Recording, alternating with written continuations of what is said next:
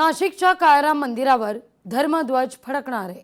सिंहस्थ कुंभमेळ्याच्या पार्श्वभूमीवर धर्मध्वज उभारणी सुरू आहे। पारंपरिक विधीनंतर ध्वज स्तंभ स्थापन सोहळा संपन्न होतोय। अयोध्या मंदिर नंतर काळाराम मंदिरावरील या ठिकाणी देखील धर्मध्वज फडकेल। या सगळ्या संदर्भात महंत सुधीरदास पुजारी यांच्यासोबत संवाद साधलाय आपले प्रतिनिधी महेश महाले यांनी। आपल्यासोबत काळाराम मंदिराचे पुजारी सुधीरदास महाराज आहे। महंत काय सांगणार, कशा पद्धतीने उद्याचा कार्यक्रम होणार आहे आणि काय वैशिष्ट्य असणार आहे? जय श्रीराम।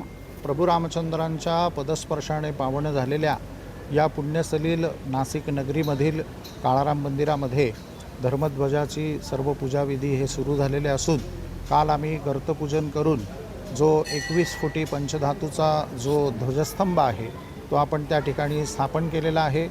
त्याचप्रमाणे सर्व ऋत्विज हे अत्यंत विद्वान सर्व ब्रह्मवृंद या ठिकाणी देवस्थान ट्रस्टनी आमंत्रित केलेले असून या सर्वांच्या हस्ते या ठिकाणी सर्व विधिवत पूजन होईल। 4 वाजेपर्यंत आमचे बलिदानांत सर्व कर्म होईल आणि मुख्यमंत्री आल्यानंतर प्रभू रामचंद्रांचं दर्शन या ठिकाणी होईल।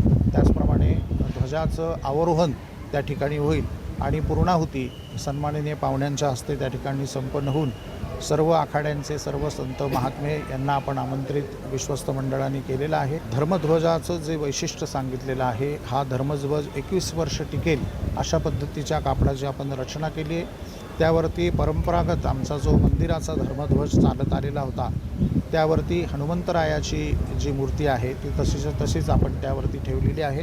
त्याचप्रमाणे रघुवंशाचं प्रतीक म्हणून सूर्य आत्मा जगतस्थ सुखस्य इति श्रुते, सूर्यवंशाचे आद्य म्हणून प्रभू रामचंद्रांकडे पाहिलं जातं, त्या सूर्यवंशाचं प्रतीक म्हणून देखील आपण त्या ठिकाणी सूर्य ठेवलेला आहे। एकूणच सिंहस्थाच्या अगोदर नाशिककरांसाठी ही एक वेगळी पर्वणी जी आहे ती या ठिकाणी बघायला मिळणार आहे। महेश महाले, लोकशाही मराठी, नाशिक। लोकशाही मराठी ऐका, पहा, जागरूक रहा।